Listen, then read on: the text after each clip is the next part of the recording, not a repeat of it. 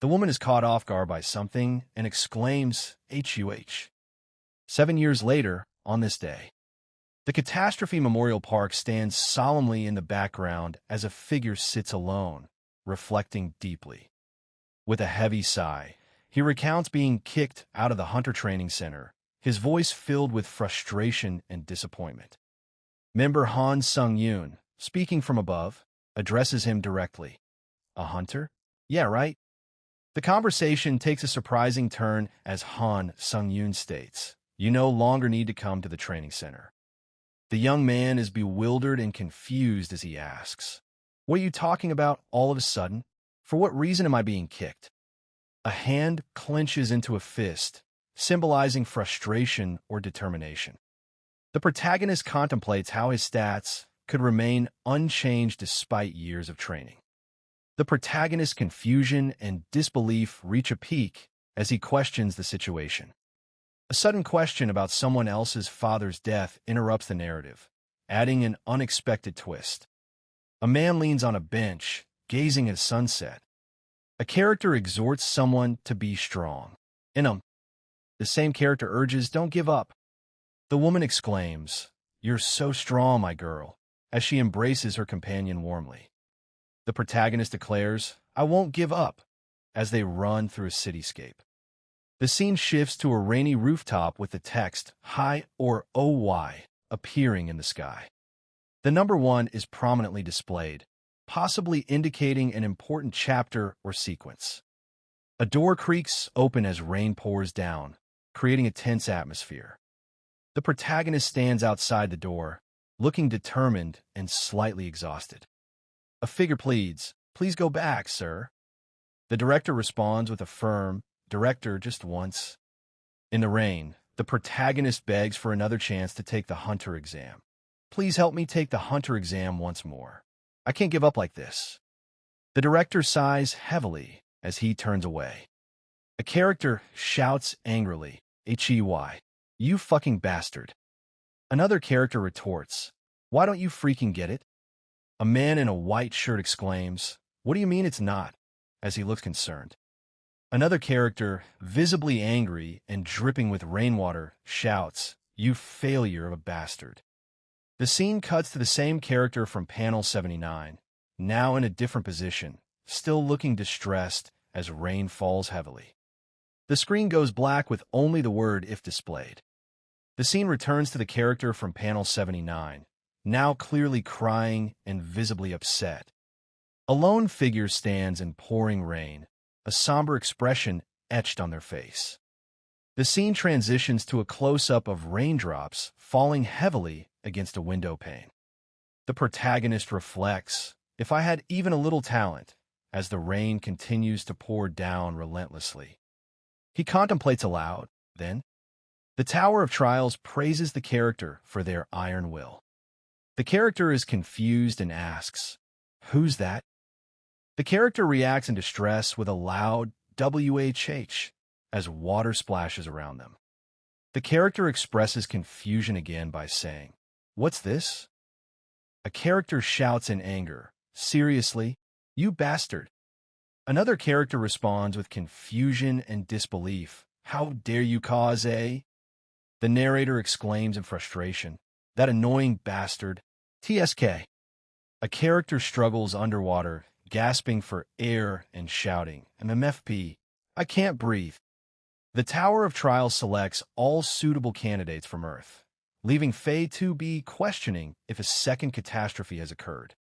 Faye 2B is prompted to select his difficulty level for the Tower of Trials, with rewards directly proportional to the chosen challenge. Faye 2B expresses confusion about what's happening as he faces a decision on the difficulty levels: easy, normal, or hard. Despite his uncertainty, Faye 2B decides to proceed with the easiest option. The character's instincts are urging them to seize an opportunity. With a determined expression, the character prepares to act on their instincts. A countdown timer starts at 6 seconds as the tension builds. The characters are given hope for satisfactory results after enduring suffering. They will soon enter the first floor of the Tower of Trials. The protagonist, visibly shaken, mutters, "Huh," as he prepares for a challenge. A notification appears. All the challenger's stats and status abnormalities will be restored. The scene transitions to the first floor of the Tower of Trials. The trial is about to begin. The protagonist is urged to prepare himself, labeled as a challenger by an authoritative voice.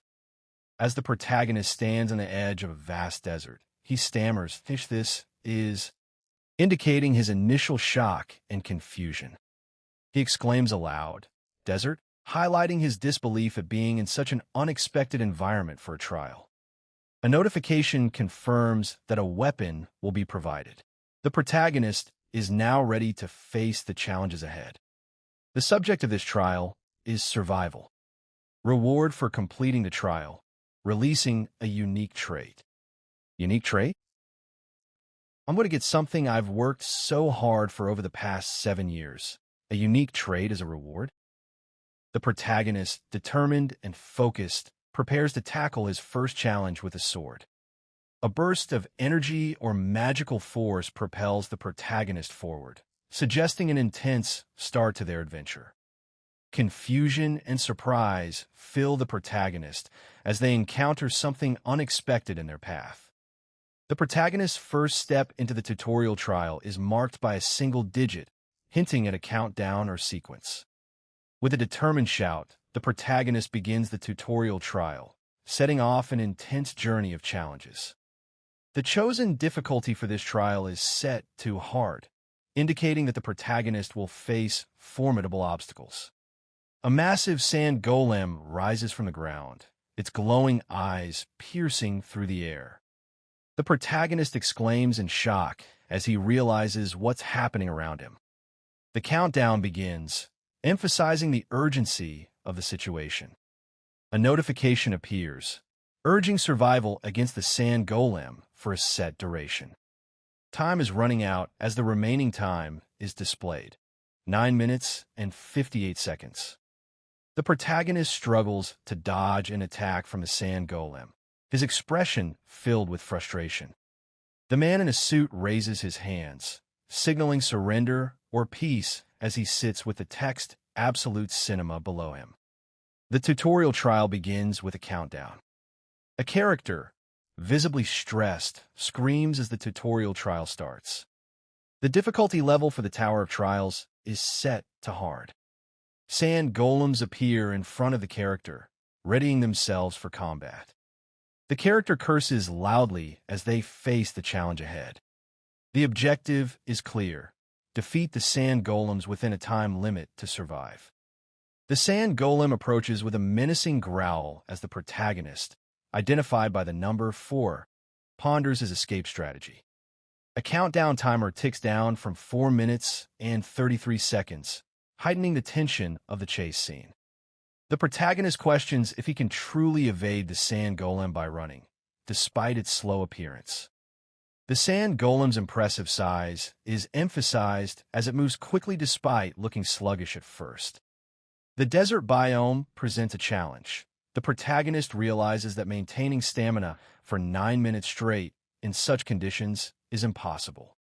A countdown timer continues to tick down, showing 2 minutes and 33 seconds remaining as the chase intensifies.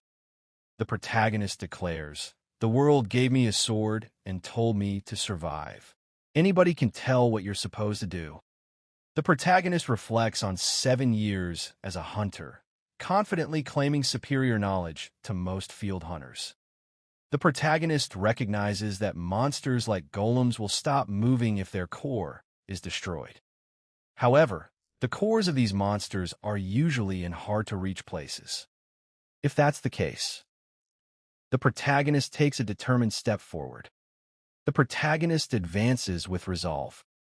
The protagonist leaps with determination, shouting, "I'll just make it easier to reach," as he prepares to make a daring move. The protagonist climbs with resolve, exclaiming, "Now I can reach it," as he reaches the summit of a treacherous cliff. The protagonist, determined and focused, sees a glowing object ahead. The protagonist struggles with immense force as they try to break through a barrier. Exhausted yet resolute, the protagonist grits their teeth in frustration. The character is seen in a dynamic pose, wielding a sword with intense focus. A powerful entity looms over another figure, who speaks defiantly despite their fear. The speaker expresses disdain for the other's lack of understanding and place within the hierarchy. The scene cuts to a close-up of a hand gripping a sword, bloodied from recent combat. A desperate plea is shouted in response to the preceding confrontation. A mysterious figure looms in shadow, its presence ominous and foreboding. The protagonist, bloodied but defiant, roars back with a fierce retort. "Shut up, you bitch!" Electricity crackles as the protagonist unleashes an explosive attack, their body glowing with raw power. The enemy's eyes glow red, its expression twisted in pain and rage. A countdown timer ticks down, marking the completion of a grueling tutorial trial. With a triumphant cry, the protagonist leaps through the air amidst debris, ready to face whatever comes next. The sun shines brightly over a vast, arid landscape. A character with long white hair and dark clothing stands amidst sand dunes as a burst of wind blows. A man in battle gear lies on the ground, bloodied, questioning if he killed something. The same man speaks, admitting he barely won against an opponent. A notification appears congratulating him for clearing the first floor of a tower. The system rewards the player with unlock unique traits as a clear reward. The system unlocks a unique trait titled necromancy, granting the character a new ability. However, survival is essential for all this to unfold. The character gasps in shock, exclaiming, what is this?" as they encounter a mysterious black fog surrounding them. The protagonist is thrown into a fiery abyss, screaming in agony. A surge of energy or power surges through the scene. A character observes something intriguingly familiar amidst a collage of images. The protagonist expresses admiration and approval, with others echoing their sentiments. The screen fades to black with the text "Go home" prominently displayed.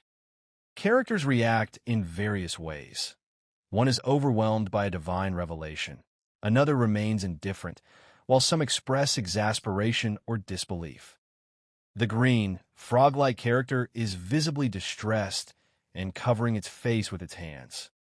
A stick figure character wipes away tears while a suited man in front of them raises his palms, seemingly explaining something.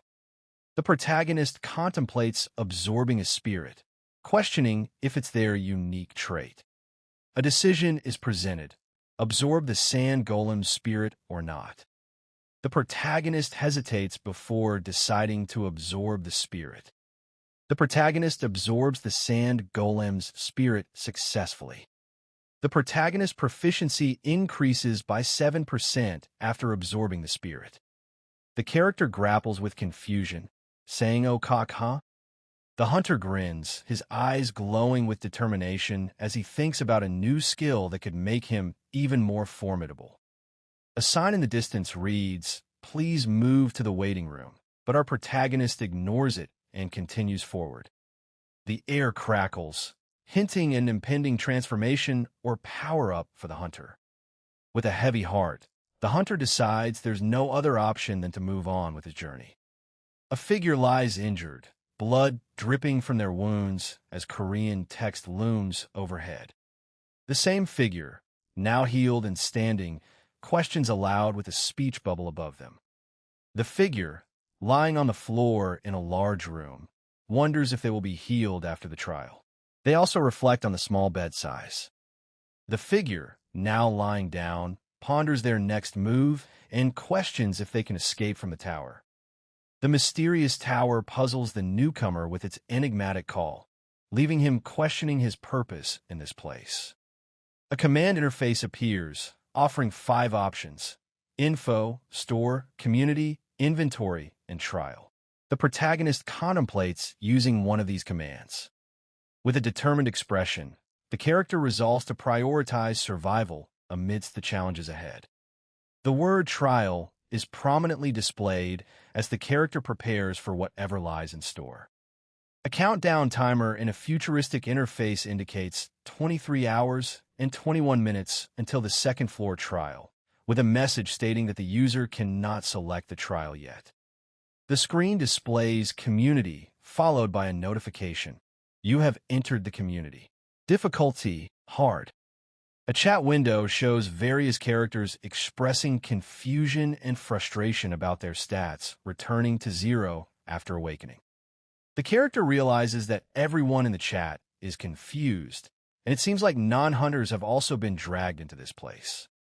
A mysterious figure with a puzzled expression appears, accompanied by a notification that admin XXX has entered and chat is disabled. The scene shifts to a close-up of the same figure, now questioning aloud. An admin XXX addresses the audience, revealing that important information will be shared with those who have cleared the tutorial trial. The figure is visibly overwhelmed by the revelation and struggles to retain the critical details being imparted. TRB XXX informs that within the Tower of Trials, points are needed for even a drop of water and can only be earned through trials. In other words, the character must adapt to the rules within the tower by doing everything possible. The character realizes they need to keep entering and clearing trials in order to earn points for water. TRB XXX concludes their message about the necessity of earning points through trials, as admin XXX exits and chatting is unlocked. The character reflects on their past belief that returning would make them a hunter. A longsword is prominently displayed, emphasizing its importance. Store. A figure in a white coat lies sprawled on the floor, seemingly defeated. The text explains that all hunters lose their stats when entering the tower, but suggests it should be easier to learn skills they've already learned.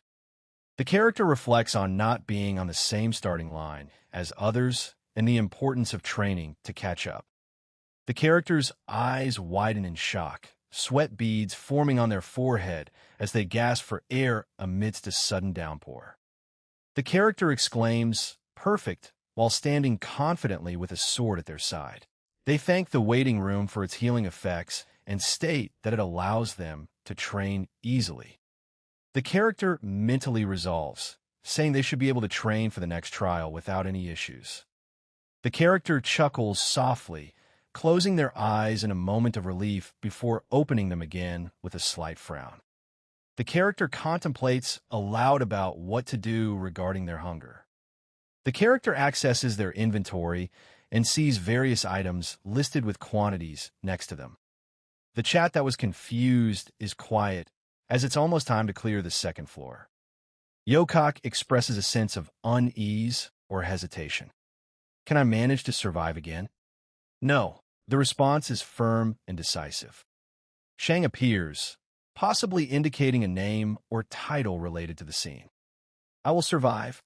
The character's resolve is unwavering. A countdown timer shows 9 seconds remaining until the start of a second floor trial. The countdown decreases to just 2 seconds before the trial begins. The final countdown reaches 0 as the screen displays. Time until second floor trial, -0 seconds. A character is prompted with a yes/no question about accepting the second floor trial, but their response is cut off. The character enters the second floor of the Tower of Trials and sees an introductory message. The difficulty level selected for the trial is set to hard. The protagonist, visibly shaken, utters, "Okay, I guess it's a forest this time." A blue screen declares, "The subject of this trial is assassination." Another blue screen adds urgency with, "Assassinate the ORC tribe leader within the given time limit," as the protagonist looks on in shock. The protagonist's voiceover echoes, "An ORC tribe leader?" A hoker, an orc, stands before a village, eyes wide with curiosity or fear. The protagonist declares their intention to defeat the tribe leader, sparking anticipation for an epic confrontation. A creature growls, emitting a deep cheek sound. The growl intensifies into another cheek. An orc warrior stands tall in the forest, glowing with an eerie light from within his eyes. He holds a staff and appears ready for battle. A lone figure runs through the dense forest, illuminated by a mysterious light that seems to follow them. The narrator explains that in dungeons, an orc guard is often referred to as a hunter. It's challenging to defeat one, but the real issue is there are many orcs. A group of characters, including a warrior and archer, stand together as they receive advice from an unseen figure on how to defeat orcs. The protagonist, feeling helpless, struggles with his dilemma about what actions to take next in the face of overwhelming odds.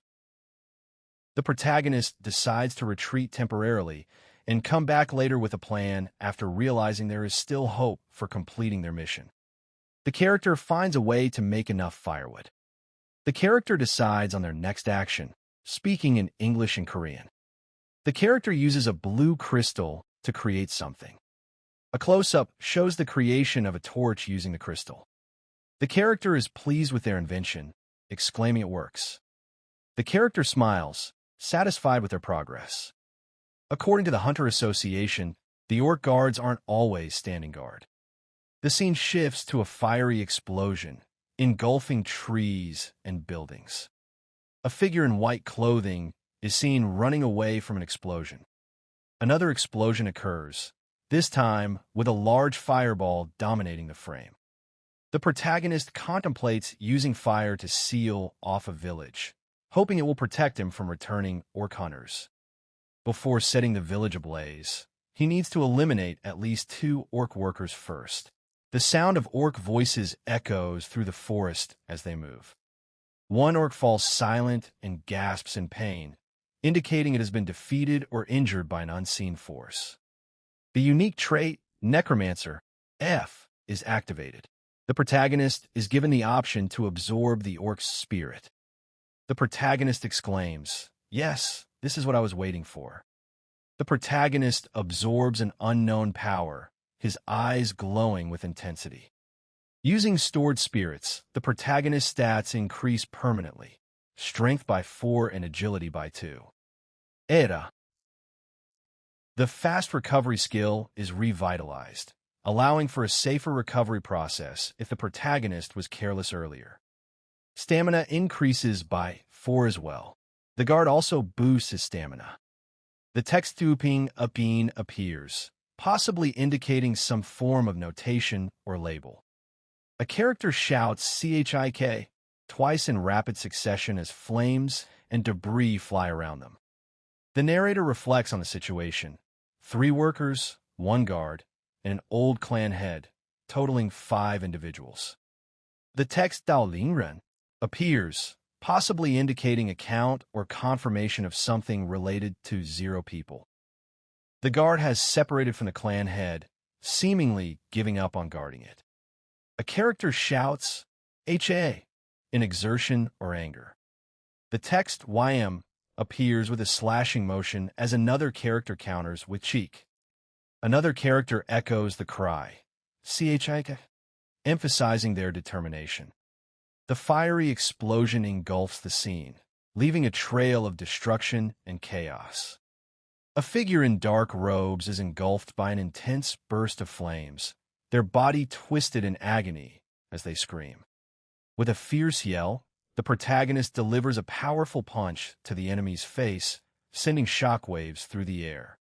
The impact is immense, as the force of the blow sends debris flying and creates a deafening explosion. The enemy is utterly obliterated by the sheer power of the punch, their body disintegrating into ash. In a moment of triumph, the protagonist stands victorious amidst the ruins, their face contorted in pain and exhaustion. A figure stands amidst swirling flames, their expression intense and focused. The creature lets out a high-pitched scream, its eyes wide with shock or pain. The monster's face twists in agony as it struggles against an unseen force. Toto. The figure stands resolute amidst the chaos, their sword held steady. CH cheats. The creature's cries of pain and desperation echo through the air. The achievement, the one who endures fire, is granted. The figure looks exhausted but triumphant as they create a new skill, Fire Resistance, FJ. Awakens d'amita fieri explosion, sorte drone.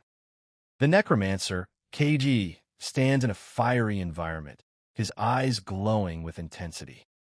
A figure in a white jacket and mask wields a glowing sword, ready for battle. An orc-like creature struggles on the ground as another creature grapples with it. The scene is chaotic, with debris flying around them. The orc-like creature speaks, saying, "So you guys also value family?" while still in a distressed state. A figure pleads urgently to Sung Yoon, urging him to flee. The plea continues with a sense of urgency and hope. If it's you, you'll survive. An intense moment as a green-skinned character lunges forward, eyes glowing red in anger or determination. The green-skinned creature roars fiercely, determined to continue fighting even if it becomes a ghost. A figure lies defeated on the ground as another speaks, "Cut your monster's bloodlines." A notification appears, "Congratulations. You have completed the second floor of the Tower of Trials." The narrator explains that information is one of 5 commands used within the Tower of Trials. Sharing information through question vouchers has transformed the chatroom into a hub for sharing findings. Beyond the 7th floor, an extensive system expansion will occur, and items to permanently return to Earth are sold. The character contemplates if he can become an A-rank hunter with his abilities and current performance.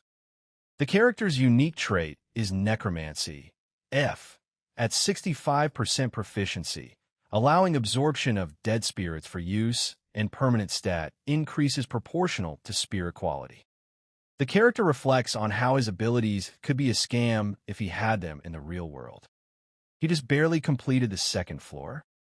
The 8th floor is a stretch. Let's stay positive. His stats, which are nothing, are now averaging and heading towards 20. Han Sunjiyun's status shows significant improvements. Strength at 18, agility at 14, +5, stamina at 15, magic power at 7. He has a unique trait in necromancy, F, and skills like fast recovery, E+, fire resistance, F, and pain resistance, D.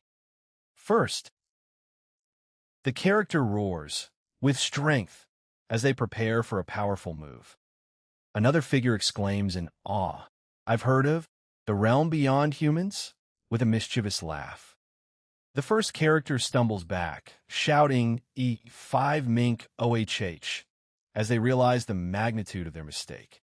A blank panel indicating a pause or transition in the scene. The second character screams in frustration, HH. The first character is shown in pain and shock with tears streaming down their face. A powerful blast erupts, sending shockwaves through the air. The aftermath of an explosive impact is shown as a figure lies defeated on the ground. The character reflects on their rapid physical transformation. They marvel at how their body has grown exponentially. A sinister laugh echoes, adding to the tension of the scene. The shop sign is prominently displayed. Air. Oh. Sha, Summer, purchases the Big Dead Tree Shield for 2,100 points. T%. The character surveys their inventory, contemplating the rewards from a previous trial. With a plan in mind, they decide to use items that will enhance their performance significantly. A sleek black steel dagger is highlighted. It boosts reaction and attack speed while absorbing dark magic. An assassin's cape is also shown, which decreases all senses by 10%, but increases stats when agility is low. The character resolves to familiarize themselves with these items before their next challenging trial. The protagonist, determined and resolute, declares, "I'm going to become so strong that no one can approach me," with a fierce resolve. A close-up of the protagonist's determined face as he prepares for an intense battle. A figure appears, pondering. A cave? The shadow looms large in a cavernous space, casting an ominous presence. A countdown begins as the Guardian of Darkness is about to enter after 10 seconds. With 5 seconds left, the character prepares for the unexpected arrival of the sand golem-like creature from any direction. The final countdown reaches 1 second before the Guardian of Darkness enters. The Guardian of Darkness is finally entering as the countdown ends. The protagonist exclaims, "UGH," as they collapse to the ground. A message appears, stating, "Please defeat the Guardian of Darkness, Doppelganger." The screen fades to a simple go-home instruction. A character delivers a nonchalant "okay," followed by an exasperated "BRUH," reflecting their reaction to something unexpected. The scene transitions to a cinematic setting with the text, "Absolute Cinema," prominently displayed, suggesting a shift in tone or context. A figure in shadowy attire leaps forward with determination. The scene shifts to a close-up, emphasizing the intensity and focus of their eyes. With a resolute cry, they launch into action, their body blurred by speed as they strike. A character recoils in pain, sweat dripping from their face as they shout, "UGH." The mission's objective is revealed: to defeat the Guardian of Darkness, Doppelganger. Amidst a burst of energy and chaos, the figure in shadowy attire appears again. The scene fades to black with a title card introducing the chapter. Two figures are silhouetted against a glowing portal in a dark, starry landscape, their breath visible as they approach it. The sound of footsteps echoes ominously. The menacing figure's face is revealed with red eyes and sharp teeth, its mouth wide open in a growl. A close-up shows the protagonist's determined expression. A notification pops up. "You have activated the skill Fast Recovery." The protagonist comments, "If I hadn't moved, IT would have cut my spine," as they recover from a near-fatal attack. The protagonist questions the position of something or someone they just encountered. "Wait, that position." The dark figure growls, "That bastard. Is he copying my moves?" "I'll figure out once I clash with it," the determined voice declares. A clash of forces erupts as TAOB echoes through the air. The scene cuts to a brief, intense moment marked by the number 1. The next frame is blank with only the letter C, hinting at a pause or transition. The dark figure roars again, showing sharp teeth and glowing red eyes. I guess it can use a healing skill." A figure in dark clothing lunges forward, emitting a burst of light. The protagonist exclaims, "I knew it. This monster is copying me." A shadowy creature retaliates with its own attack. Realizing the enemy's mimicry, the protagonist decides to exploit their own weaknesses in swordsmanship. Blue energy surges as the protagonist counters the monster's move.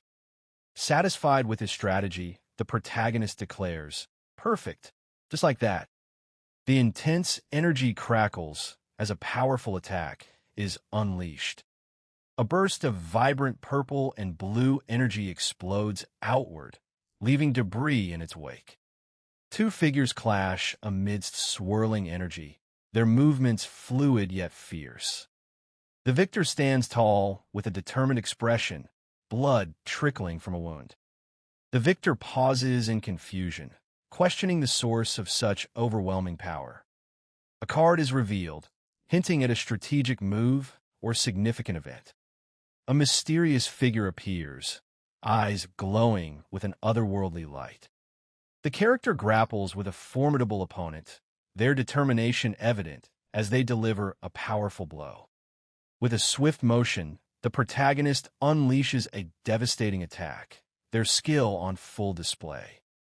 A fierce battle ensues, each strike more intense than the last. The opponent retaliates with equal force, their resolve unshaken.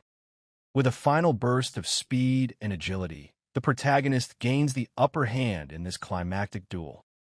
The protagonist, visibly stressed and determined, declares he must finish something in 1 minute. A stylized number appears, likely indicating a countdown or score related to the ongoing challenge. Another number is shown, possibly part of a sequence or tally associated with the situation. The protagonist's face is illuminated by intense light as they prepare for an explosive action. A dramatic close-up reveals the protagonist in mid-action, their body contorted and eyes glowing red, suggesting a powerful attack or transformation. The antagonist, with menacing red eyes, lunges forward, his expression filled with rage as he prepares to counterattack.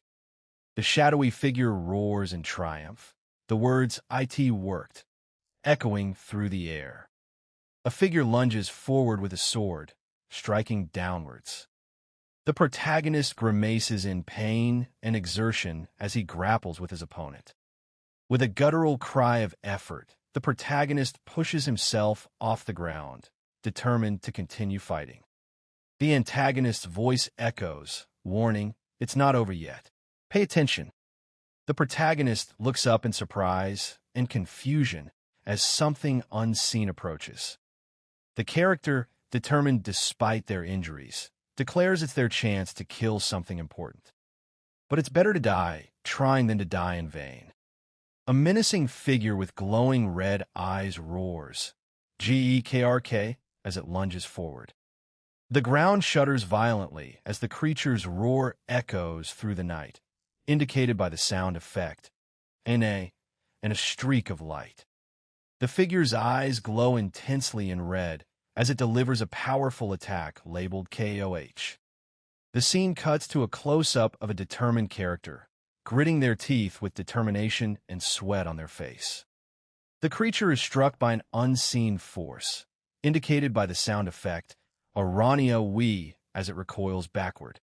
Debris flies in all directions as the creature is knocked back with a powerful impact, labeled an NUA. A monstrous entity erupts from the ground, its claws rending through the earth with a menacing roar. The creature's massive form looms over the scene, its eyes glowing with an eerie light as it lets out a guttural scream.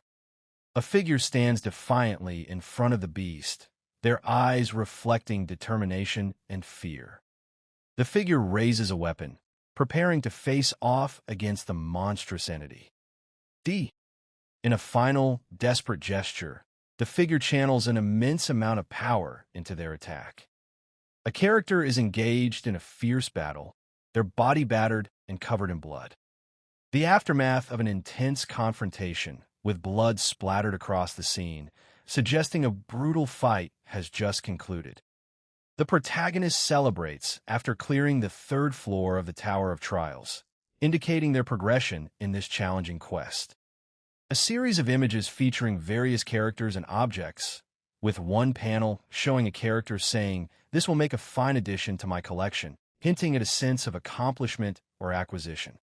The scene transitions to a simple, bold text that reads "Go home," signaling the end of an episode or chapter.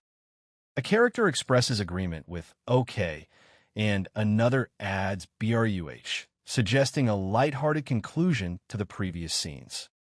The green figure, visibly distressed and covering its face with hands, appears to be reacting to something intense or shocking.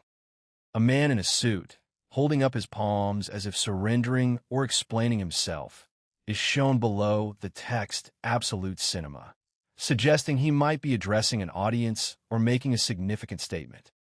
The scene opens with a mysterious title card, setting an enigmatic tone. The protagonist has entered the waiting room on the 4th floor and been healed of all debuffs and injuries. MXOK appears twice, hinting at a character or ability name. A blank panel suggests a pause in action or dialogue, possibly for dramatic effect. The word WW is shown, which could be an abbreviation or code.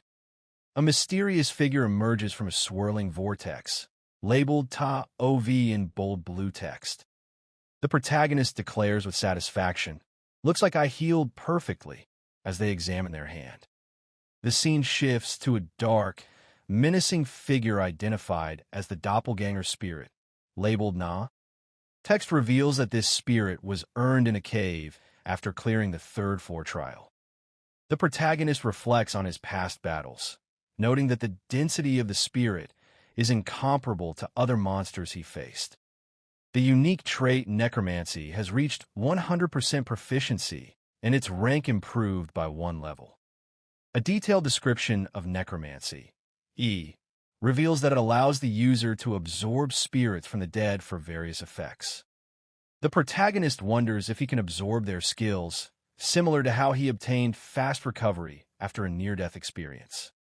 It's just like how I managed to obtain fast recovery after experiencing near-death.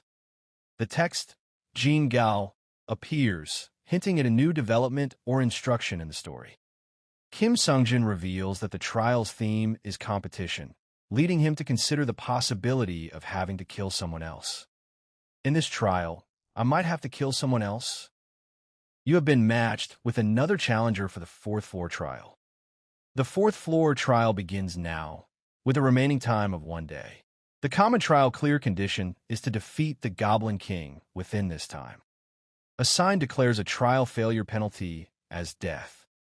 Lee Haeyeon introduces herself, revealing her role as a hunter specializing in team support and her past as an E-rank hunter. Well, I guess our hunter isn't that bad. I am Lee Sang-gun. I'm a hunter specialized in close combat, and I was a D-rank hunter. Nice to meet you. I'm Han Sung-yun.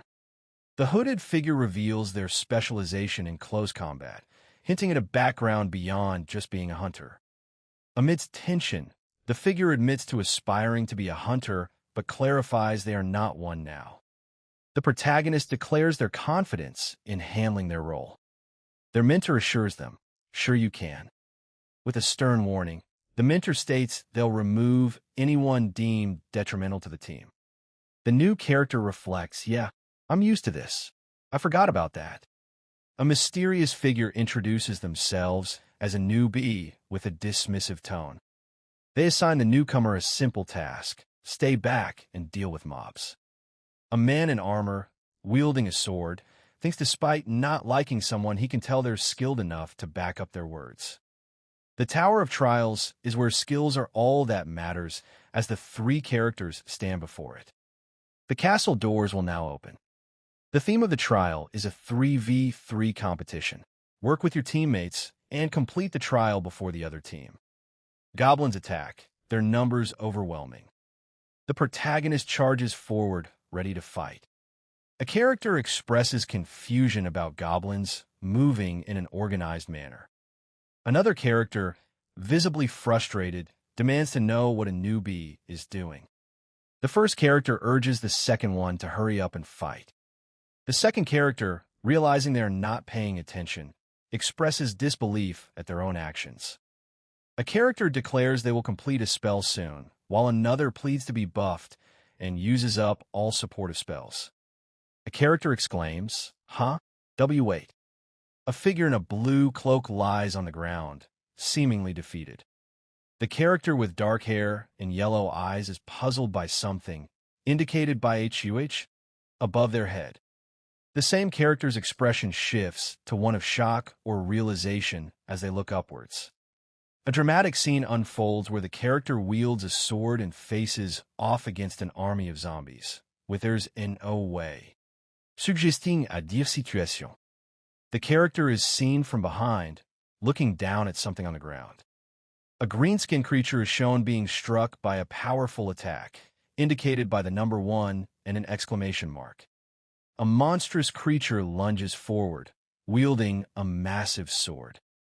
The protagonist, visibly enraged, exclaims in frustration about having a new player on their team. KRK. The creature is struck back by an unseen force as the protagonist looks on with confusion and shock. The creature staggers backward, clearly injured from the attack. The protagonist turns to face a new player on their team, who seems inexperienced. Lee Sung-hoon is instructed to stay back, but his resolve wavers. A figure named Anin appears with a stern expression. The protagonist seethes, calling Lee Sung-hoon an annoyance as they engage in combat. Lee Sung-hoon is struck by the protagonist's attack, indicated by KCK. The protagonist successfully defeats Lee Sung-hoon and earns a new accomplishment titled Goblin Hunter. The man screams in agony, blood streaming down his face. Various meme characters appear in a collage format with humorous captions. The text "Go home" is displayed prominently on screen. A series of memes featuring different characters and expressions, including one that says "God," another saying "Okay," and a third labeled "BRUH." The text "Absolute Cinema" is shown in bold letters. The protagonist reflects on their unique trait, sword energy, which seems overlooked by others. The young man, now with a widened field of view thanks to his ranger's knowledge skill, surveys the desolate landscape ahead. A figure in armor stands over another figure on the ground. The figure in armor laughs and says, "Seems like you were lucky, applicant, going against the weak goblins. But you did well." The hooded figure announces, "Command from now on," while saying, "I think that'll be better for the party's efficiency."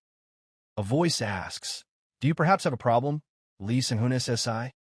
A character with a determined expression is shown, eyes wide and focused. The same character's face is shown in close-up, emphasizing their resolve. The scene shifts to another character, who appears serious and intense. A third character speaks with a calm demeanor, saying, "I got it." The second character asks, "What's their TO do besides that?" While the first character responds, "You just need TO protect Hunter Lee Han." Lee Han SSI instructs someone to continue their previous role, guiding from behind. A request for cooperation until the end is made. Then, the scene shifts to a chaotic battlefield, where goblins are being absorbed by an unseen force. A mysterious figure's proficiency in absorbing goblins increases, as indicated by on-screen text. The countdown timer ticks down rapidly, showing only 14 hours and 37 minutes left before the absorption process concludes. A character expresses disbelief that goblins appear periodically, but now find themselves in an unusually quiet environment. What's happening? I think other challengers have gone through here before us. That's crazy. This quick. It's still warm. A character's hand is shown gripping a weapon, blood dripping from their fingers as they brace for impact. The characters decide to hurry, if possible, in order to catch up with someone or something ahead of them. They fear that the other team will get the boss before they do. If this happens, everyone involved will face severe consequences for failing to complete their trial successfully. The stakes are high and the consequences dire, as one character is seen falling or being pushed into a fiery abyss. They realize they must hurry if they want any chance of success. A goblin is struck down with a sharp sound. An explosion sends shockwaves through the air. The scene fades to black as dust settles. The protagonist reflects on the gruesome nature of their actions, questioning if this is truly the last goblin. A sharp sound echoes as a figure lunges forward. Jan Run Wei Dong, sword blade swings. Another impact follows, with the sound of metal clashing against stone. Upo, plop plop. Good work, Li Xiao Hyungnim. Good work, Hyungnim. I'm doing all the fucking hunting by myself. Hey, Li Jinhu, are you happy because you're getting carried? No, Hunknim. The character says whatever.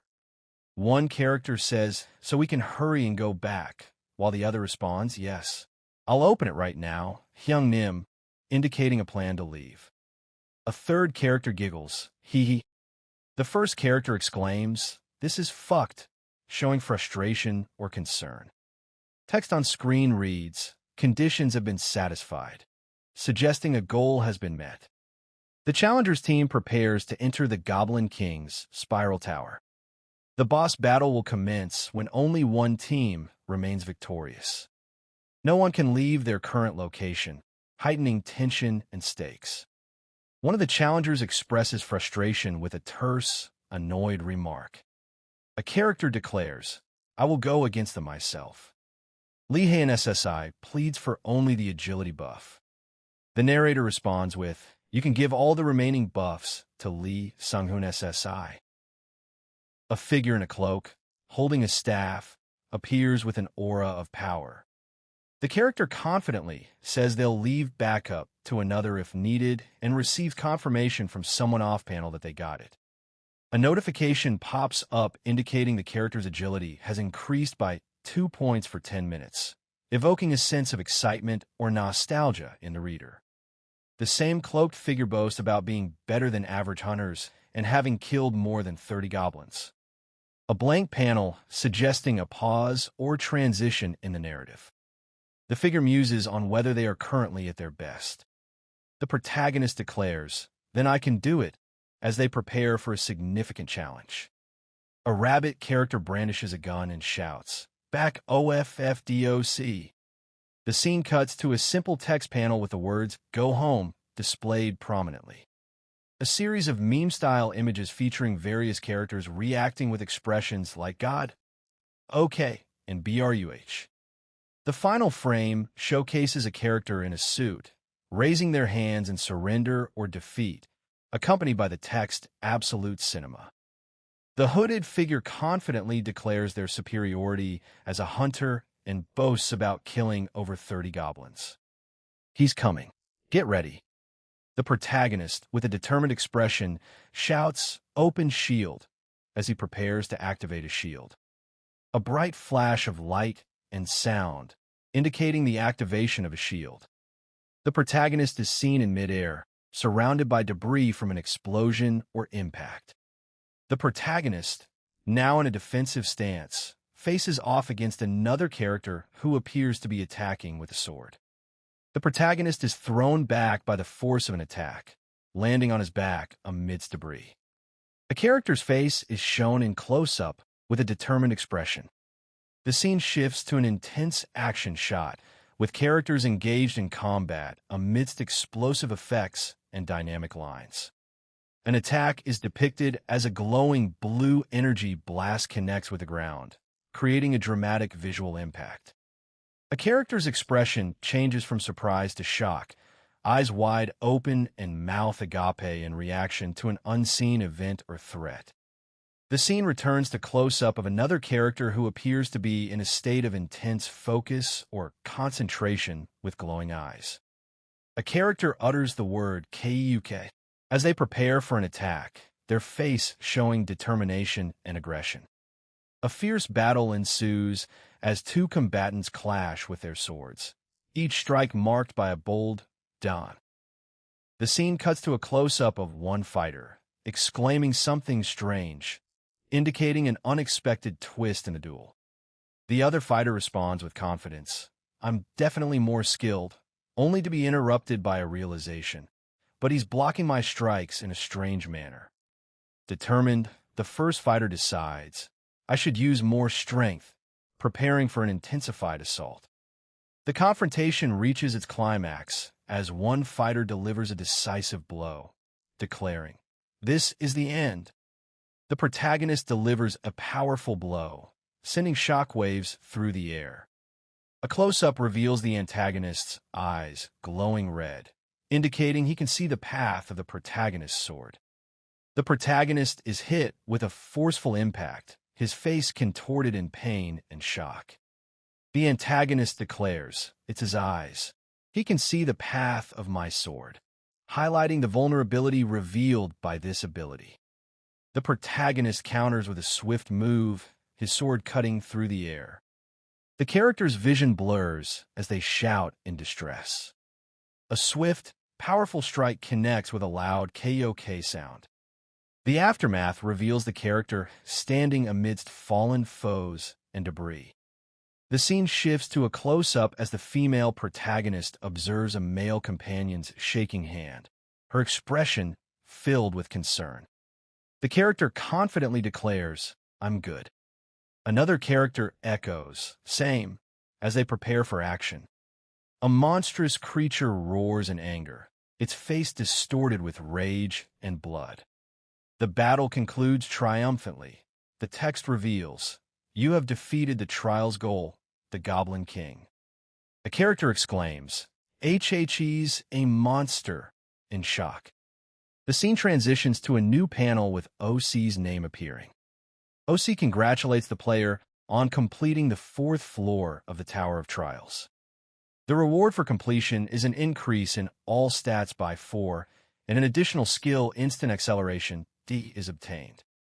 The system announces that OC will be moved to the lobby. OC declares, "I'll go first." Lee Hae expresses a heartfelt wish for someone's safe return. The character responds with hesitation, saying, as they consider their words. Lee Hae clarifies that they might be stepping out of line by expressing such sentiments. A character reflects on a difficult decision, stating it was someone's duty and they would have done it if Sunjin SSI couldn't. A character with a determined expression looks on as another figure stands beside them, their hand raised in a gesture. The second character points towards something off-screen, indicating its significance to the conversation. A notification pops up on screen. Challenger Lee Hae-yeon has sent a friend request. The scene shifts to a character who appears surprised and confused by something they're seeing or hearing. Another character, with a calm demeanor, thanks the first for their help in completing a trial, but expresses disappointment over not receiving rewards. The second character gives instructions to the first. When you return to Earth later, please look for Lee Hae-yeon of the White Silver Guild. A character with glowing eyes and dark hair is shown in a close-up, their expression intense. The scene shifts to another character with blue eyes and short black hair, standing solemnly under a starry sky. The previous character from the first panel appears again, now with a more determined look as they stand on a cracked ground surrounded by glowing energy. The second character is shown in close-up, his eyes reflecting determination. A speech bubble reads, "Now that I'm alone." A dramatic shift occurs with the appearance of a speech bubble that states, "I need to make a decision." The scene transitions to an intense battle, showing a character in red armor being overwhelmed by dark energy. The protagonist declares their intention to absorb a human soul, weighing both their abilities and moral boundaries. Recalling past hesitation, the protagonist admits they put off absorbing souls because crossing certain lines was irreversible. With determination, the protagonist confirms their decision. "I've made up my mind." Despite a vow not to kill for power, the protagonist acknowledges that if circumstances demand it, they will make an exception. You have entered the lobby of the 5th floor. The system has expanded. Trial totalization, a system that will grade every challenger's rank, has been created. Challengers' ranks? Please enter an alias. A character wonders if they are also in the rankings. Another character responds with a Y, indicating they're indeed included. The ranking details reveal the character is 16th Hunter, with impressive stats, time taken, progress, result, and totalization all marked as a dash. The character expresses amazement at their achievement. A character reflects on their surprising rank, noting they are among the top 50 challengers called pioneers who receive benefits on the 8th floor. The same character learns that if they remain a pioneer until the 8th floor, they will earn a privilege known as a halo. They are intrigued and pondering what this might entail. A blue screen prompts the character to select a soul for absorption, setting the stage for their next move in the game.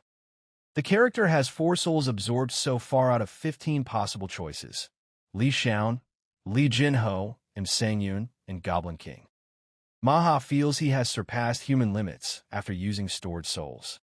A return stone is purchased, granting 3 days to return to where one came from. The return stone's description confirms it allows a 3-day trip back home. Manhwa decides to test the return stone by bringing his equipment with him. A stark white screen with "Go Home" in bold letters, signaling a dramatic pause or shift. Challenger Han Sunji-yoon's wish to return has been confirmed. He utters a hesitant as he consumes a return stone and prepares to return to Earth. A powerful shout echoes, signaling his arrival back on Earth. Challenger Han Sun-yoon has returned to his residence. The text ominously declares, "In 3 days, you will return to the Tower of Trials." Kin 8's WW appears in a room with sunlight streaming through the curtains. A list of 7 rules for dungeon exploration is pinned on a wall. Tank, damage dealer, healer, don't act alone, use environment, be ready to retreat if needed, and stay alert against ambushes. Kin 8's WW sits thoughtfully in the same room, contemplating the upcoming challenge. The character declares, "First off, I'm going to sleep," and humorously compares his current bed to heaven. The character groans, UGH. Realizing the smell is bothering him, he says, "I can't stand this smell. I'll wash up." Suddenly, the character blinks and thinks, HUH? The protagonist reflects, "I tried it just in case, but taking items from the tower back to Earth really works." Then, that means the other challengers can also bring items back to Earth, he muses. He decides, I'd better move quickly. A map with various weapons and armor pieces is shown, hinting at a strategic discussion about returning to Earth. The price for hunter supplies could significantly drop as more people return to Earth. A character ponders selling their items, but realizes they need hunter qualification to do so. Rules for dungeon exploration are listed, emphasizing teamwork and strategy. A character named KW Lewin is introduced with a snowy background. KW Lewin reflects on the increased busyness of his life. The director introduces himself as Huang Manho. Han Sun-yoon recognizes the director from their past. Guang Manok enferm se remember San Sun-yon. The man on the phone dismisses the refund request with a firm tone. A determined character refuses to accept a refund and hangs up in frustration. Are you serious? The caller insists they won't reconsider their decision, despite the other party's attempts to change it. The man on the phone shifts his tone and asks for a favor instead of a refund. He informs that if the caller wants more access to the Lotus Training Center, they won't be allowed. The protagonist pleads with a companion to help them take the hunter test despite their poor ability test results. Benji pants heavily as he exits the bathroom. Now's not the time for this. The hunter test has been scheduled, so I'd better get going. Ah, the neighbor. The ordinary life that I longed for. Even to see my neighbor pass by feels great. Hello. A mysterious message appears on screen, hinting at something significant. The woman stands by an elevator, pondering if someone was always this tall. A man struggles to hail a taxi in a bustling city street. A building experiences a powerful impact as debris flies through the air. The scene shifts to a rooftop where someone is seen falling or jumping, creating a sense of urgency and danger. A character exclaims with a mischievous grin, "Haha, running there is also a pretty good method." A character soars through the sky with a determined expression, declaring they'll be there in no time. The Hunter Association building is shown, indicating an important location within the story. A character walks confidently into a room, greeted by another figure. The number 4 appears prominently in the scene, possibly signifying a significant event or countdown. Director Huang is greeted warmly as they meet again after some time. The man with dark hair smiles, saying, it hasn't been that long, though." A character says, "Hello." Inspector Kim In-hoo introduces himself, stating he will be grading the hunter test. As you already know, for this hunter test, Inspector Kim informs someone they have prepared the most difficult opponents for a sword user. The first speaker suggests making it so their opponent fails as soon as possible, while the second speaker reassures them there's no need to worry about that. Han Sung-yoon SSI is being addressed by someone who asks if he is ready. A man in a suit speaks. Please select the difficulty of the test. The screen displays. You can choose between difficulty level 1 and 10. Another man, with blue eyes and dark hair, says, "In the previous tests, I always did the level 1 test, and I always lost to a goblin." He whispers, "I choose." A man in a suit leans against a railing, muttering to himself. The same man declares confidently with his eyes closed and his hand on his head, I will choose level 10. The scene cuts to the man's face in close-up as he opens his eyes wide in shock. In a speech bubble, his voice echoes with disbelief. What? A hand appears, showing the number 2. The scene shifts to another man, Hlox, standing in front of the first man. A character exclaims, "Crazy bastard," with frustration. The narrator reflects on their plan to sabotage the test, mentioning they tampered with the protagonist's weapon. A menacing figure declares they will show what happens when someone doesn't know their place and starts acting up. The text TH appears, possibly a name or code. The text S is shown, which might be part of a sequence or abbreviation. The text hack appears, likely another character's name or identifier. The image seems to show a collage with various characters and possibly a title or description at the top. The shopkeeper's face contorts in a mix of panic and determination. A meme panel with text "Go home" appears, hinting at an urgent situation. A character expresses disbelief or frustration with the text, "Okay, BRUH." The scene shifts to a cinematic moment labeled Absolute Cinema, suggesting a significant event is about to unfold. Lee Jinwoo, Hwang Manho, Lee Jinju, Han Juyoung, and Yoon Sang-hyuk are on a final list for passing the Hunter qualification test. A dark figure addresses Han Sung-yoon, his voice dripping with menace. Han Sung-yoon responds defiantly as a fiery phoenix emerges from their body, roaring defiance. The phoenix's wings shatter, sending sparks flying and revealing Han Sung-yoon's resolve. Han Sung-yoon's expression shifts to one of disbelief and determination. The ground shatters as a powerful impact sends shockwaves through the air, highlighting the intensity of the battle. A hand reaches for a broken piece of wood on the ground. A figure in black attire leaps forward, shouting "HEUP" as they charge towards an enemy. The figure in black delivers a powerful kick to their opponent's face. An explosion erupts from the ground, sending debris flying and creating a shockwave that knocks down 2 men behind it. A man with short brown hair looks determined as he prepares for battle. A character exclaims in shock and frustration, "No, FUCK, what's this?" A hunter confirms registration with a smile.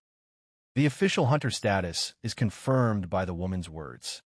The director explains his mistake, emphasizing the need for failure within 10 seconds. The other character responds with a bemused, "That's funny." A character reflects, "We did the best we could," while another adds, "As you requested, with Han Sung-hyuk's abilities. It was enough to prevent him from passing." One character asks, "You couldn't lower his rank a little?" The other responds, "How could I lower it any more? He killed a monster in a test that would set him at D rank within 10 seconds. You should have done whatever. I got my hunter license." The title Shan Fan, Sien Pian, appears on screen. Hunter Han Sung-yoon corrects his name as he speaks to someone, reflecting on something. The person in the room asks about director Hwang Manho's rank before retirement. A character challenges another with a past remark about failure. The second character counters with an honest assessment of their own perceived failure. The first character, now in control, reflects on the success of their provocation.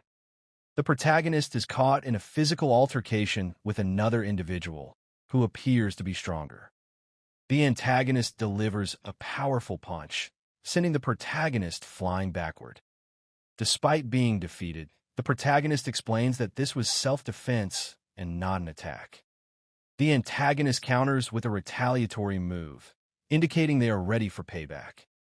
The scene shifts to show both individuals walking away from each other, suggesting a temporary truce or agreement. A new character approaches the protagonist and offers them an exclusive job as a hunter for the Hunters Association. The offer is confirmed as substantial. The salary minimum is revealed to be 1 million won with room for negotiation.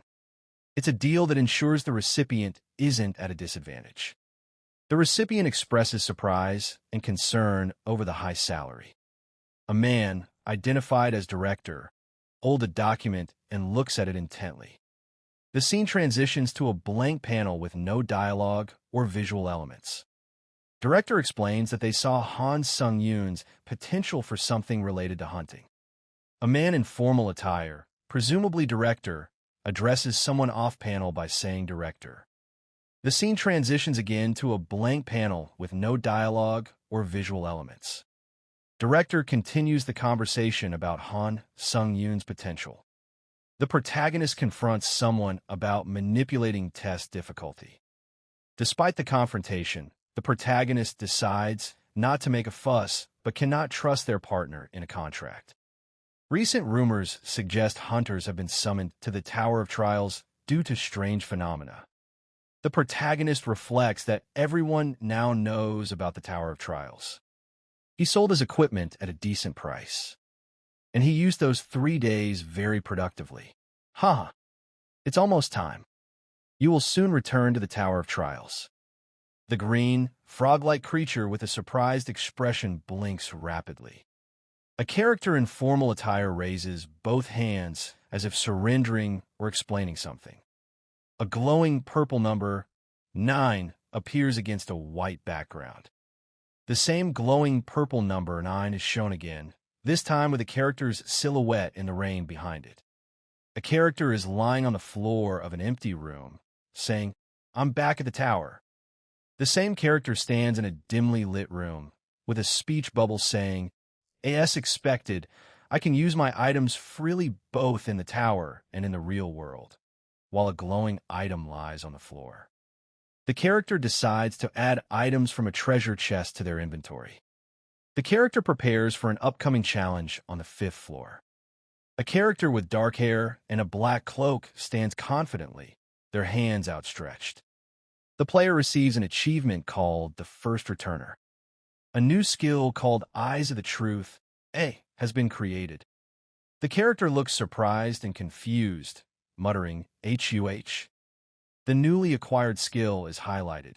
Shill, Eyes of the Truth. A mysterious figure with glowing eyes stands before a group, their presence casting an eerie glow in the dimly lit room.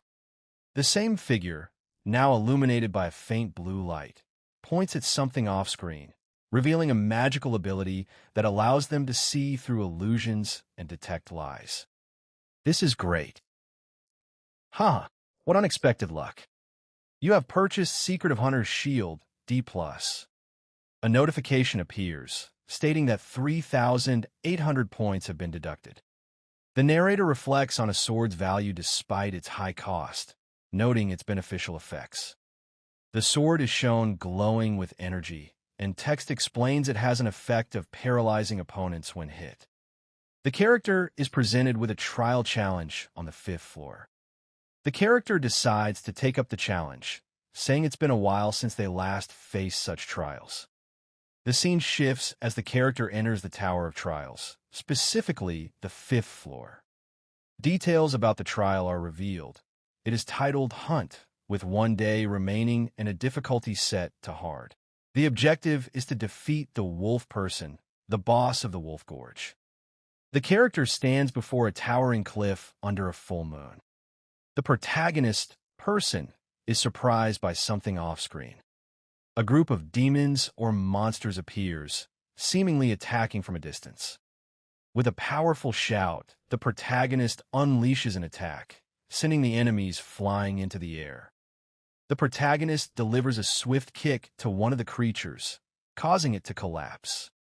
The protagonist marvels at how weak their opponent is, questioning its strength. A wolf-like creature growls menacingly from behind a wall. The protagonist's expression conveys shock and determination as they face the creature. The creature is surrounded by other wolves, all baring their fangs in a menacing display.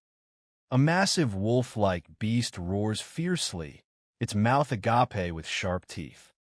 The protagonist prepares for an intense confrontation as the scene shifts to a close-up of the beast's face. The wolves, led by Vion Agu, charge forward with fierce determination. CORR.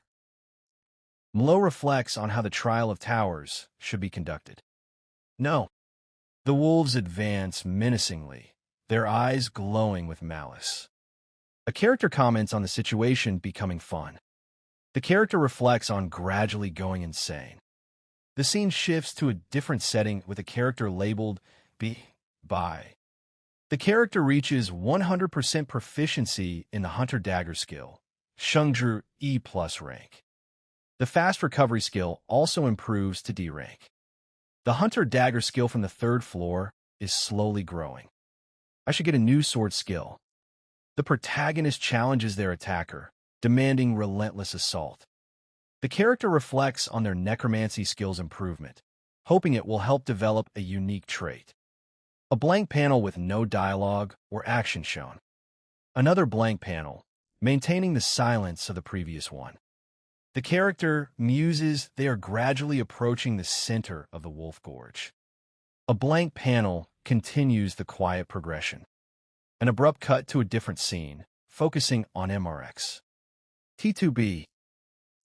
The text reveals a trace made by an aura skill, ranking D-, indicating it was created with great proficiency and left a clean slice in the wall. A character questions aloud if aura is indeed a skill. The character expresses confusion about many things they don't know, finding this unsettling. The character exclaims, "It's close by." A figure blurts out, "Okay," as they rush forward. Another character calls out, "Earthy," indicating urgency or confusion. The first character announces triumphantly, "It's here," revealing their discovery. A mysterious entity named Yu appears in a dramatic close-up. A powerful figure unleashes a fierce attack. The protagonist expresses surprise, indicated by HUH. A notification appears. Past conditions have been met. The wolf person has died. Analysis begins with the text, analyzing the cause. Loading, and the goal, the wolf person, followed by more questions. The analysis concludes as analysis complete is displayed. The trial's goal shifts to eliminate an interdimensional intruder. Han Sung-yoon, in shock, realizes he is facing a formidable opponent from another dimension. The Tower of Trials, a structure known for its trials across dimensions, looms ominously as Han questions the nature of his current situation. Han Sung-yoon's confusion and disbelief grow as he ponders the bizarre circumstances surrounding him. The armored figure taunts Han Sung-yoon, calling him a barbaric challenger from another realm. The owner of the trial questions the barbarian's silence, wondering if it's due to fear. The owner challenges the barbarian with a taunt about death, while a sword glows menacingly nearby. A character declares that the barbarian is not normal, hinting at something offbeat or extraordinary. The text "Go home" appears, suggesting an abrupt end to the confrontation. The character, seated confidently with hands raised, exudes a calm demeanor beneath the text "Absolute Cinema." A holographic display orders to kill the interdimensional intruder. The scene shifts to a desolate, moonlit landscape with two figures. One figure, in dark attire, reflects on another challenger stealing their trial's objective. Despite the setback, they're relieved that no message of failure appeared. The scene cuts to a close-up of the first figure's profile as they ponder. They mutter, humph, in frustration or determination. The armored figure taunts with a chilling question. A mysterious character appears, their presence marked by a single kanji. In response to the taunt, another figure declares they will attack. The first figure's arrival is confirmed with urgency and fear. A powerful clash of forces erupts as the two figures engage in combat. The scene shifts to a different character, introducing another element into the conflict. The monstrous creature lunges forward, its claws extended menacingly. A figure in dark armor leaps away from the creature's grasp. The creature's body is torn apart by a powerful strike, revealing its exposed insides. A close-up of the creature's face as it collapses, eyes glowing with an intense purple light. The figure in dark armor stands over the defeated monster, their expression unreadable. The figure says, "I got you," indicating a rescue or saving action. The clash of blades sends shockwaves through the air as Ayo delivers a powerful strike. The protagonist gasps in surprise, realizing he was planning to slice his opponent's armor into two pieces with his sword. Ayo confidently responds, "That's right, I got you." A panel break occurs as the scene shifts focus away from the battle momentarily. The countdown begins as Ayo prepares for another attack with a fierce expression. The scene fades to black, leaving viewers on edge. Ron's hand emerges from a pool of blood, fingers splayed in a grotesque gesture. A menacing sound echoes, "Kyoke." The title Boundless Necromancer appears in stylized font, hinting at Ron's dark transformation. The episode number 13 is displayed. A figure in black, bloodied and exhausted, utters a strained "Kuk" as they collapse to the ground. From above, a shadowy presence speaks, dismissing the fallen figure's intrusion with a dismissive laugh. The fallen character reflects on their misfortune, wishing they'd been fully severed instead of just cut. The shadowy presence demands to know what was meant by intrude, their voice sharp and accusatory. The character gasps in shock, eyes wide with disbelief. Another character expresses confusion and surprise at an unfamiliar occurrence. It's revealed that the barbarian is unaware of a concept called class invading.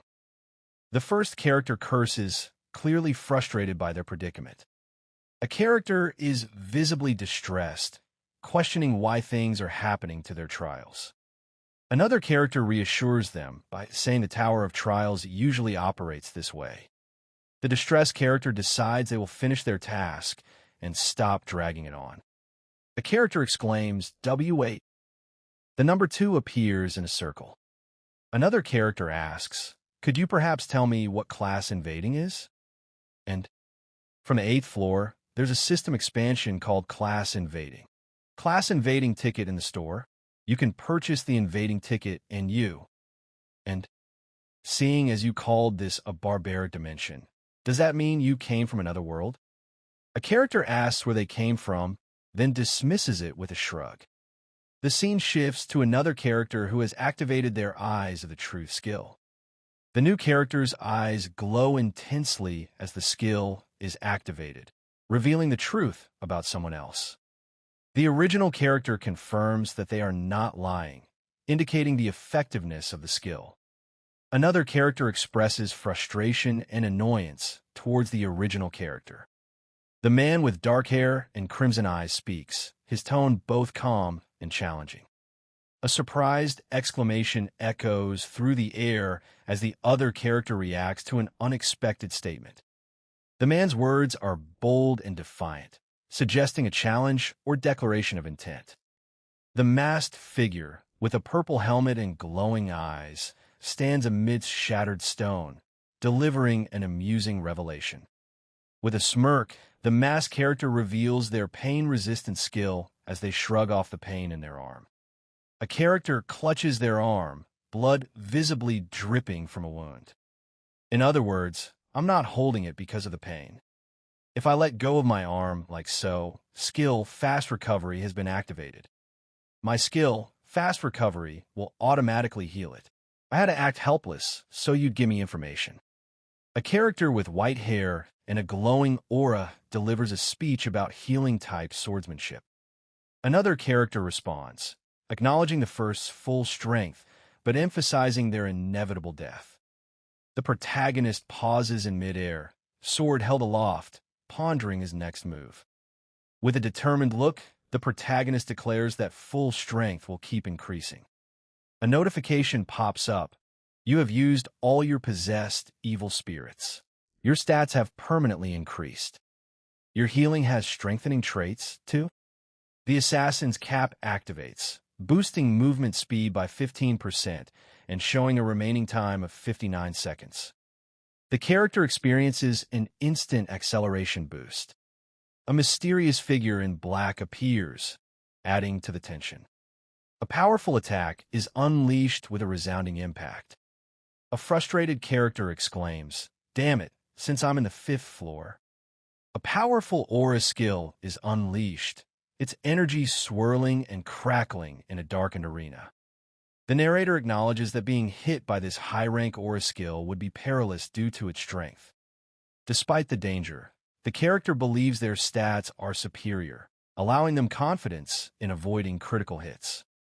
However, the real challenge lies with the opponent's formidable armor, a high-rank equipment that cannot be destroyed by current abilities. The narrator's frustration is evident as they struggle to overcome their opponent. A character is seen with a shocked expression, exclaiming, "What is this?" The text reveals a new skill called Thunder Sword C, which has a 10% chance of paralyzing the target when hit.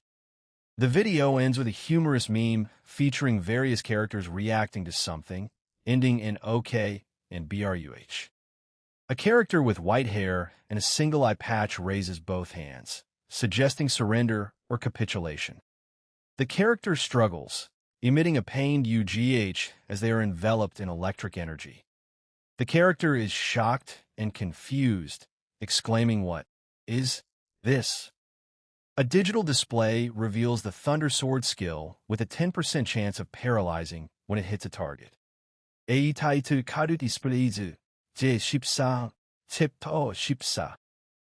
The number 06 appears, likely indicating a countdown or sequence.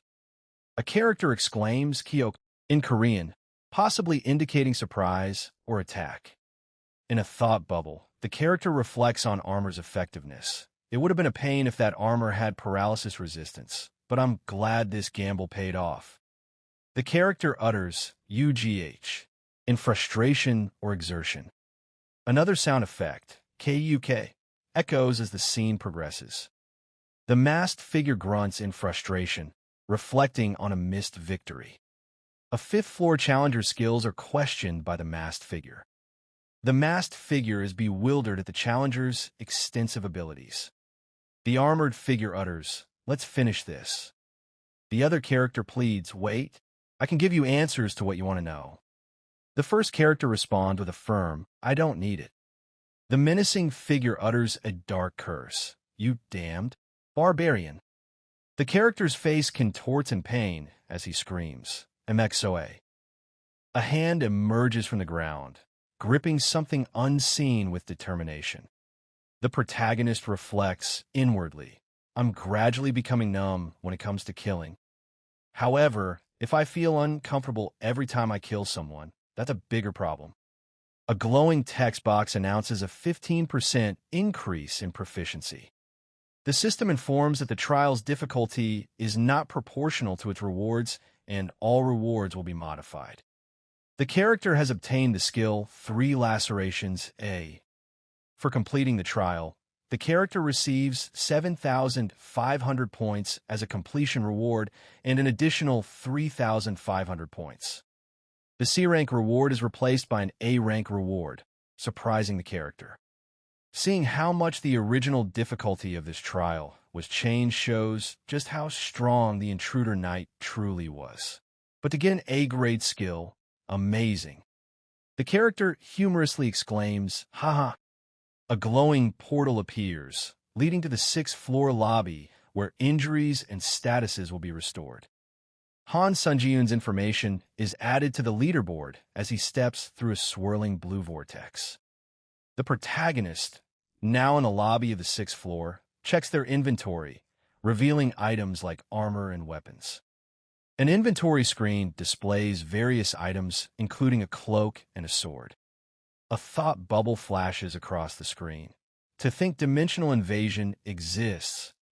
In the Tower of Trials, caution is advised as one cannot let their guard down.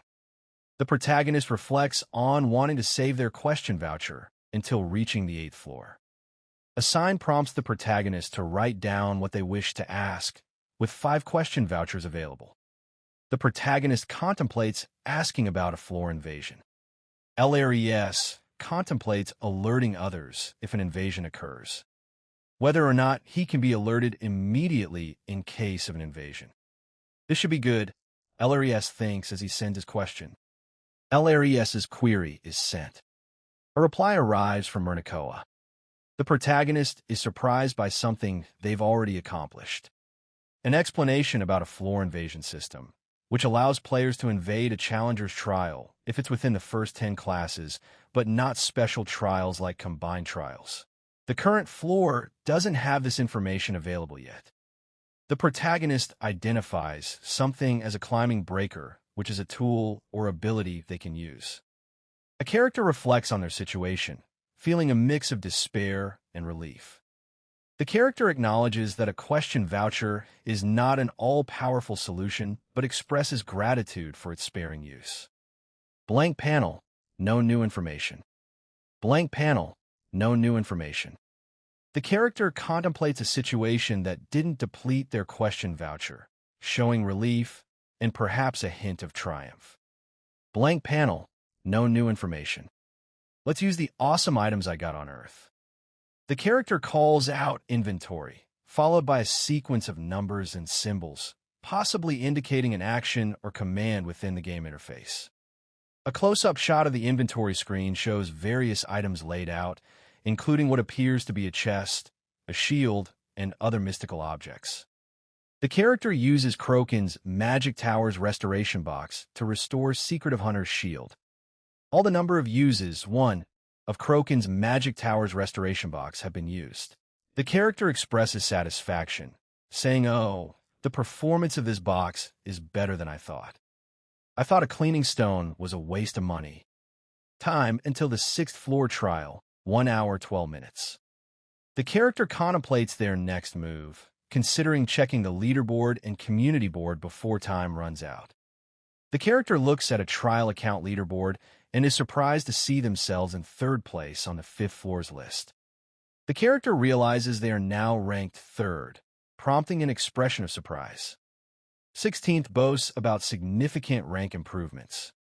16th contemplates if he's closer to obtaining a continuous pioneer benefit. 16th decides to see what rewards await him on the 8th floor. The character is introduced to a new community with high difficulty, where they can sell a psychological resistance skill for murder and pillaging.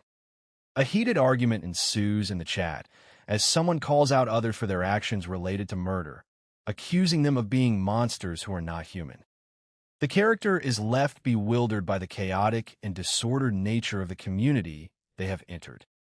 A psychological resistance skill is introduced as a double-edged sword. While it negates psychological shock, its use can lead to problems if not used with caution. The character overhears a conversation about someone who gave them information about the 4th floor, changing their nickname to Princess Sudi, and speculates on why they did so. The character reflects on feeling like that person deliberately made everyone feel competitive. The character expresses skepticism, saying, "Don't tell me, this time too?" The character identifies the other person as Princess Sudi and asks, "Princess Sudi?" The character decides to remember the name for now. A notification pops up on screen asking if the character will accept a trial on the 6th floor. The character contemplates accepting the trial, which is set to be challenging and time-limited with specific objectives. If they fail, there are dire consequences, death, or running out of time. The rewards for success include a randomly picked box, B. The character's thoughts drift as they stand amidst the ocean, contemplating their next move. The character decides to accept the trial, setting sail into the unknown on this challenging quest. A notification confirms that teammate allocation is complete. An urgent instruction to cooperate with a teammate for completing a trial appears on screen. A character expresses confusion and urgency, saying, "Wait, hold on." The same character questions why their teammate hasn't emerged yet. A character asks, "What are you doing?" Another character responds, "You know what's going on if you looked at the community board." A character declares that murdering is the easiest way to obtain achievements. Another character questions if killing a teammate doesn't matter as long as power can be obtained. The first character retorts, laughing and saying the other is being all hypocritical. A character warns another to look around and consider their actions before acting. A character exclaims, "You hypocrite," as a shadow looms overhead. The scene shifts to a collage of diverse characters, each with their own distinct appearance and background. The text "Go home" appears prominently on the screen. A character responds with "Okay, bruh," adding a humorous tone to the scene. A man with white hair and a black eye patch raises his hands, seemingly surrendering or explaining something. A sword soars through a blue sky, its blade gleaming against the backdrop. An empty panel, suggesting a pause or transition in the narrative. Two hands grip tightly as two figures shake their heads, indicating a shared sentiment of unity and resolve. Another blank panel, maintaining suspense or emphasizing the previous scene's intensity. A character expresses relief at finding someone who shares similar ideals in a conversation with another. The other character responds with a somber reflection on past betrayals. A character says they should have paid attention. "I know, right? You should have paid attention." "Huh," said one character as the other replied with a surprised "huh." Clueless. You shake my hand without a second thought. How are you going to grab your sword? Let's be honest now. The character is confronted with a demand to stop being hypocritical. A moment of realization or insight marked by the text and opening, suggesting an opportunity has presented itself. The character is ordered to die in a confrontational manner. The character expresses shock and disbelief at someone's incredible speed. The character's face is shown in a close-up with a determined expression. The character declares themselves to be weak, but also mentions that this trial is no different from an event for them. The character reflects on the nature of their upcoming combined trial and expresses hope for additional benefits. The protagonist declares, "I won't go out of my way to kill other challengers," setting a boundary for their actions. However, they add, "But I also won't ignore the ones who attack me," indicating a clear stance against those who provoke them. The title screen appears with the text "Boundless Necromancer" in bold letters. The chapter number is displayed as 15. The protagonist, confident in his water attribute magic, laughs maniacally as he prepares for the trial. A powerful burst of energy erupts from the ground, labeled Ek, Liwa, indicating a significant magical attack. The protagonist's expression shifts to one of surprise and fear as he realizes something unexpected has occurred. A character declares they are a rancor and plans to leave, while another calls them a monster-like bastard. The first character resolves to instill fear in others, but admits their true motivations for achievements aren't purely selfish. Capturing the tile is currently in progress. If a member from another team steps on the tile, capturing will be stopped. The goal is to prevent enemies from capturing your tiles. A timer ticks down to 9 minutes and 59 seconds as the scene shifts. The sixth floor's trial prompts deep reflection on trust, others' motives, and the harsh reality of low-ranking challenges. Misplaced compassion is revealed as real hypocrisy. Even sparing those who come at me sends them away to another tile. Someone will die. Your tile has been invaded, so capturing has been halted.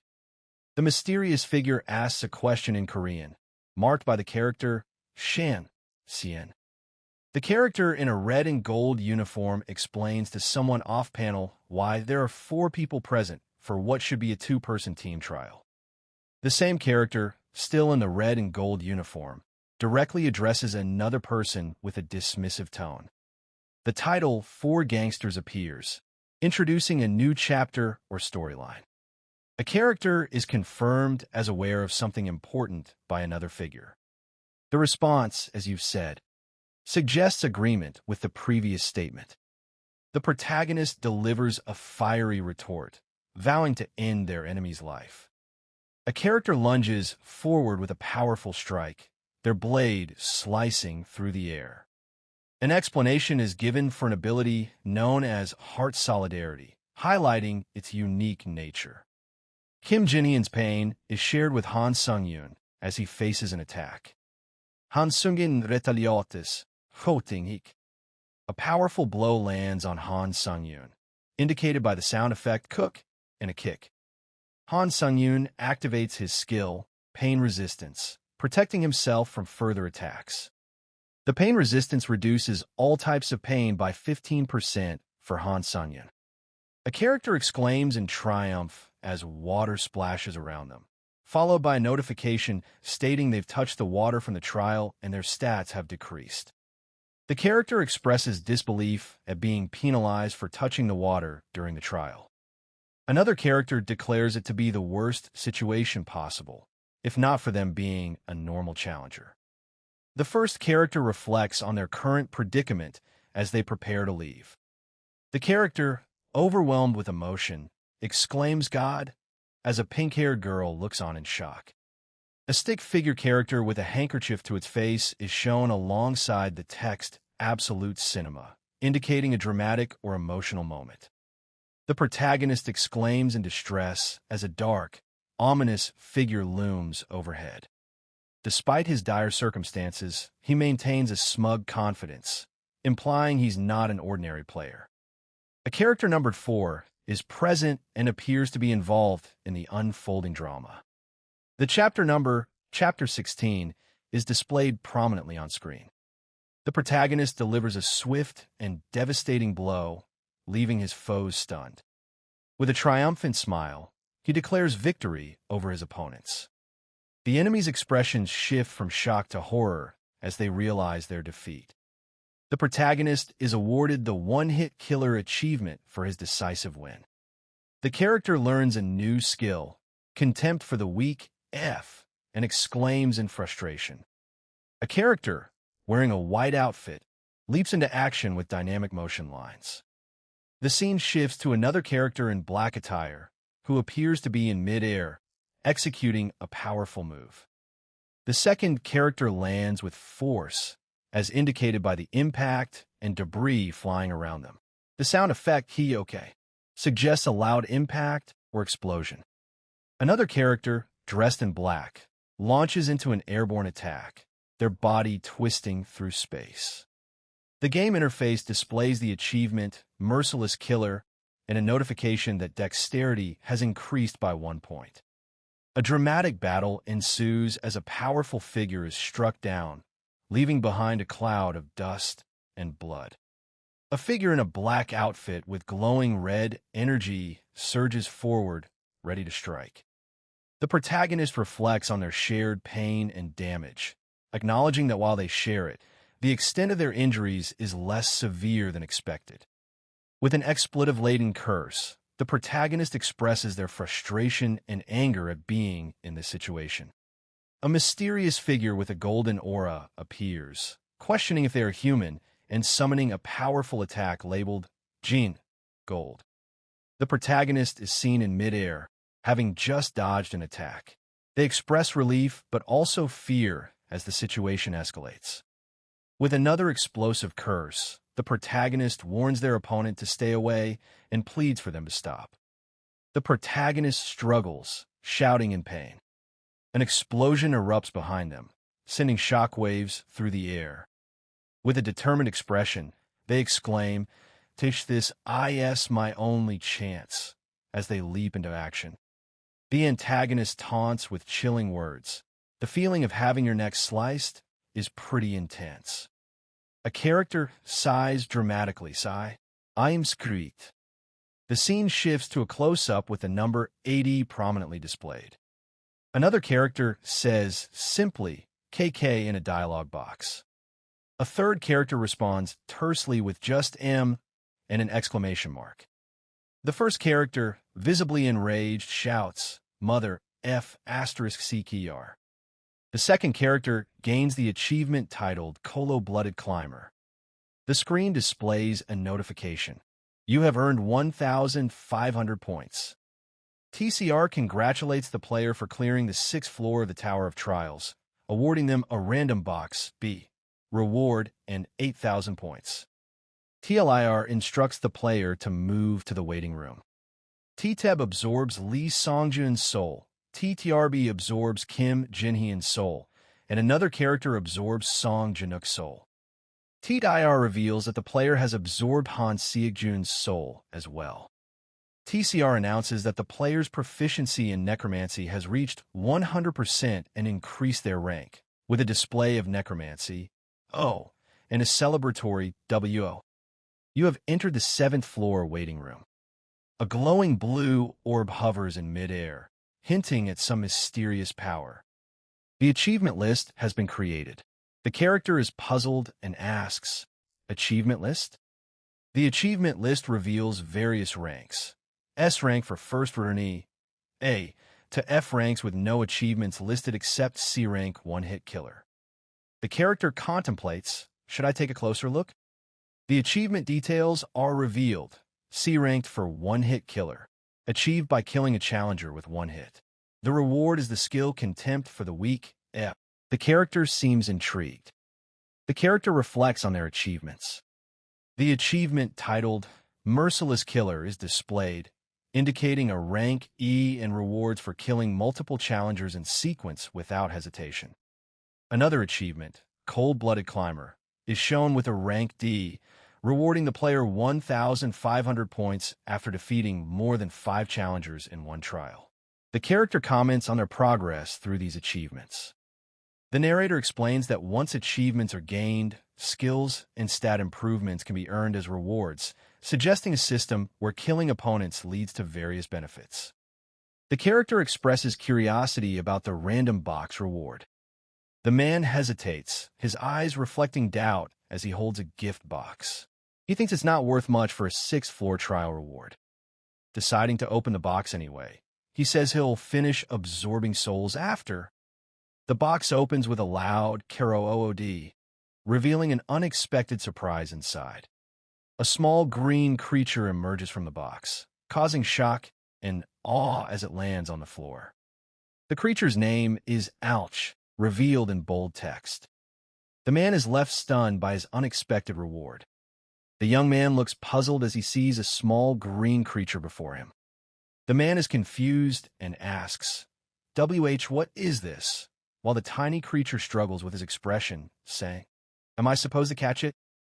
A meme featuring various characters exclaims, "BRUH," in response.